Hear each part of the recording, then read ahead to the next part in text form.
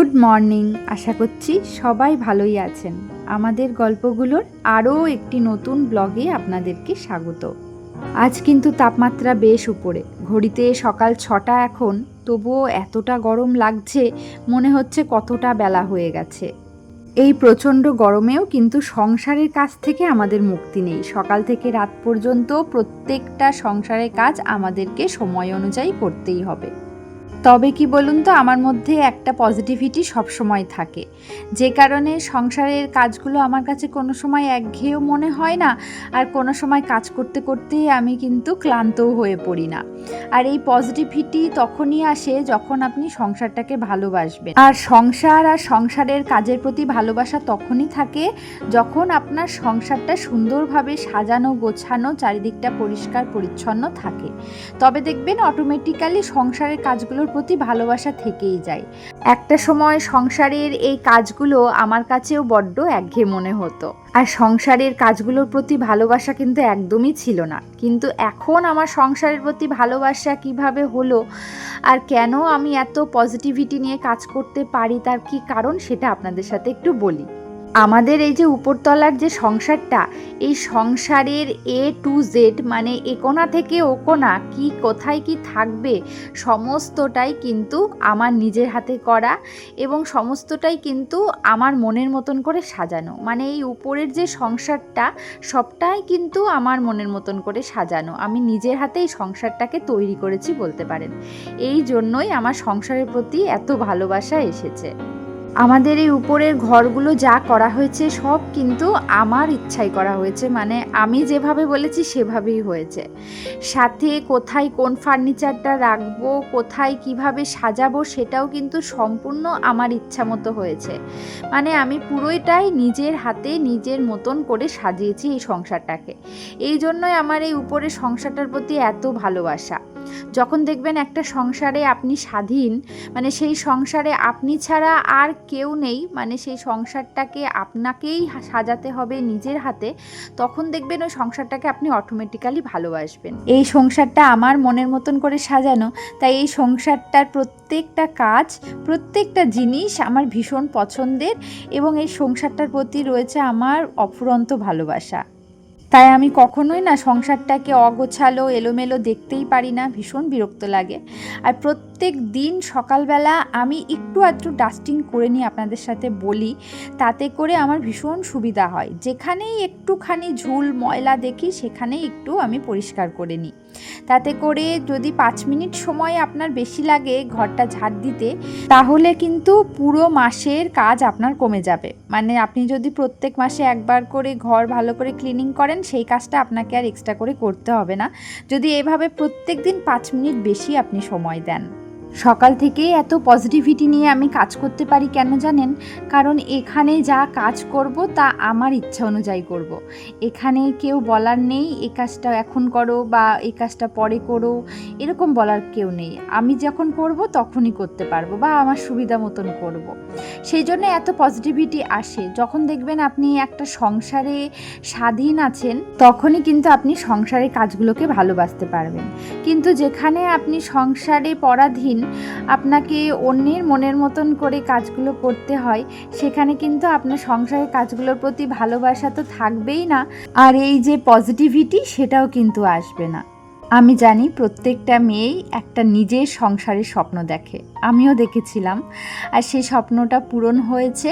আর সত্যিই ভীষণ সুখী আমি, ভীষণ শান্তি আমার সংসারে। আমি আমার সংসারটাকে যে নিজের মতন করে গুছিয়ে নিয়েছি, এটাতেই একটা বিশাল শান্তি। যাই হোক, সকালের বাসি কাজগুলো সবটা সেরে নিয়েছি। সকালবেলা না ওই যে পাপোশগুলো রয়েছে, সেগুলো আমি কিছুক্ষণ রোদে দিয়ে রাখি। বেশ কিছুক্ষণ রোদে থাকার পর এখন পাপোশগুলো নিয়ে আসলাম। আসলে কিছুক্ষণ রোদে রাখলে না পাপোশ থেকে ধুলো ভালো মতো ঝাড়লেই চলে যায়। এখন তো প্রচণ্ড গরম পড়েছে, আর এই প্রচণ্ড গরমে যেহেতু আমার বাড়িতে বাচ্চা আছে, তাই আমি সবসময় চেষ্টা করি একদম নরম বেড কভার পাতার। আর এই বেড কভারটা প্রচুর পুরনো বেড কভার, মানে বেশ কয়েক বছর হয়ে গেল বেড কভারটা, কিন্তু দেখতেই পাচ্ছেন এখনও যথেষ্ট ভালো রয়েছে। তার কারণ আমাদের তো অনেকগুলো বেড কভার, মানে কম কম পাতা হয় আর কি, সেই জন্য আর কি অনেক বছর রয়েছে এখনও ভালো। কালারটাও এখনও খুব একটা নষ্ট হয়নি বা কোথাও ছেড়েও নি। আর এই নরম বেড কভারগুলো দেখবেন গরমে পেতে শুতে ভীষণ ভালো লাগে, ভীষণ আরামদায়ক আর কি। আর যেহেতু বাচ্চা আছে তাই যে বেড কভারগুলো একটু নতুন মতন মানে বেশি মার দেওয়া থাকে না বেড কভারগুলোতে, যেই কারণে গরমে অস্বস্তি হয় ওই বেড কভারগুলোতে শুতে।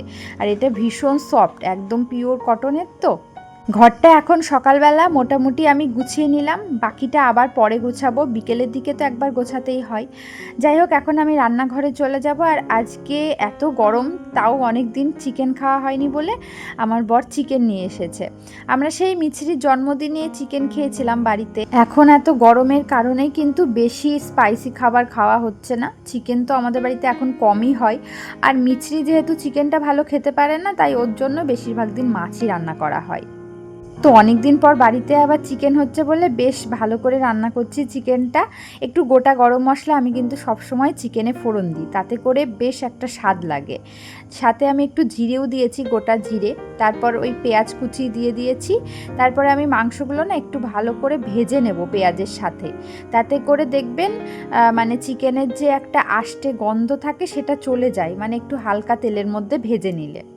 চিকেনে আমি বরাবরই কিন্তু পেঁয়াজটা এরকমভাবে কুচিয়ে দিই, কখনোই পেস্ট করে দিই না। কারণ চিকেনে আমি দেখেছি পেঁয়াজ যদি পেস্ট করে দেওয়া হয় তাহলে তরকারিতে একটা মিষ্টি ভাব চলে আসে, আর ওই মিষ্টি ভাবটা একদমই ভালো লাগে না। একটু ঝাল ঝাল না হলে মাংস ঠিক জমে না।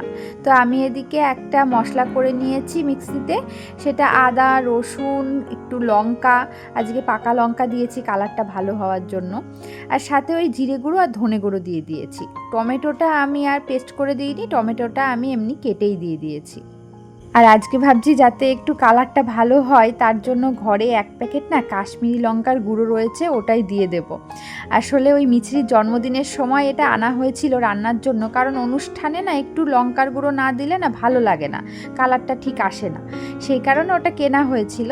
তো কিছুটা রয়ে গেছে বলে আমি আবার আজকে দিলাম, যদিও আমার বর এটা একদমই পছন্দ করে না লঙ্কার গুঁড়ো দেওয়া। তো কালারটা দেখুন বেশ ভালোই এসেছে। তো প্যাকেটটা তো ফেলে দিতে পারি না, কিছু তো একটা কাজে লাগিয়ে দিতেই হবে। তো এদিকে আমার মাংসটা প্রায় হয়ে এসেছে, বেশ সিদ্ধ হয়ে গেছে, এবার নামিয়ে নেওয়ার পালা। আর আমি যেহেতু গোটা গরম মশলা ফোড়নে দিয়ে দিয়েছি, তাই না আর গরম মশলার গুঁড়ো দিলাম না। ফোড়নে দিলে বেশ একটা আলাদা টেস্ট লাগে, আমার ওই ফোড়নে দিলেই বেশি ভালো লাগে গুঁড়ো দেওয়ার থেকে, জানেন তো। তো এখন রান্নাবান্না কমপ্লিট, এখন রান্নাঘরটা পরিষ্কার করে নেওয়ার পালা। আর এই যে গাছটা দেখছেন জলের মধ্যে রেখেছি, এটা আজকেই আমি নিয়ে এসেছি। এটা হচ্ছে ক্যালাডিয়াম বলে, এটা একটা ইনডোর প্ল্যান্ট। আর জানেন তো, আপনারা শুনলে হয়তো হাসবেন যে আমাদের পাশের একটা বাড়ির সামনে একটা জঙ্গল আছে, সেই জঙ্গল থেকে আমি এই গাছটা নিয়ে এসেছি। মিছরিকে স্কুলে নিয়ে গেছিলাম, তখন আসার পথে আমার হঠাৎ চোখে পড়েছে। আসলে আমি এখন রাস্তা দিয়ে যখনই হাঁটি না কেন এদিক ওদিক দেখি কোথায় কি গাছ আছে, গাছ বড্ড ভালোবাসি তো সেই কারণে।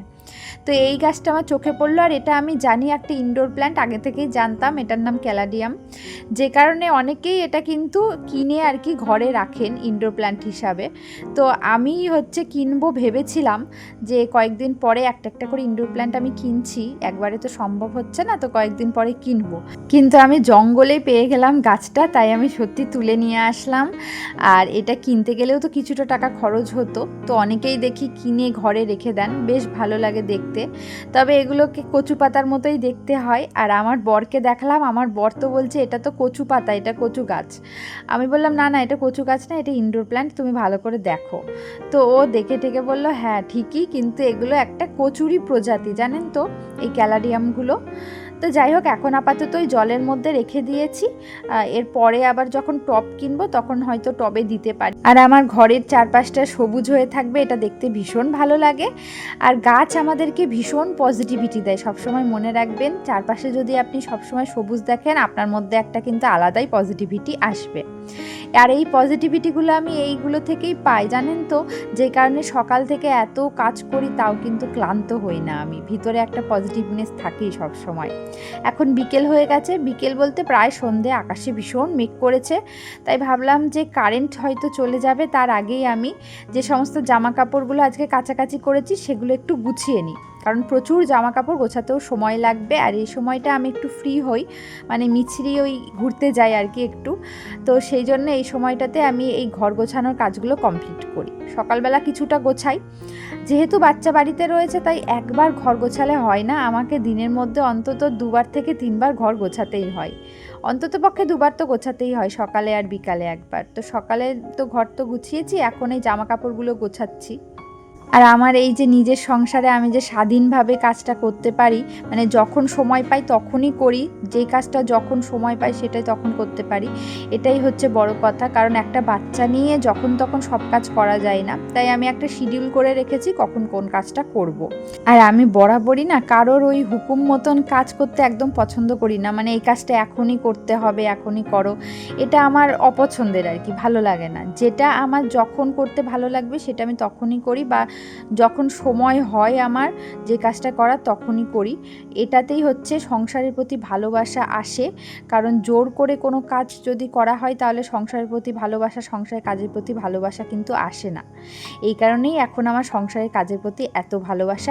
আর তাই সারাদিন এত অক্লান্ত পরিশ্রম করা সত্ত্বেও আমি ক্লান্ত হই না। যাই হোক, এখন মিছরির সময়, মিছরিকে একটু সময় দিতে হবে। আজকের ব্লগটি এখানেই শেষ করছি। আশা করছি ব্লগটি আপনাদের ভালো লেগেছে। দেখা হচ্ছে পরের ব্লগে। সকলে ভালো থাকুন, সুস্থ থাকুন।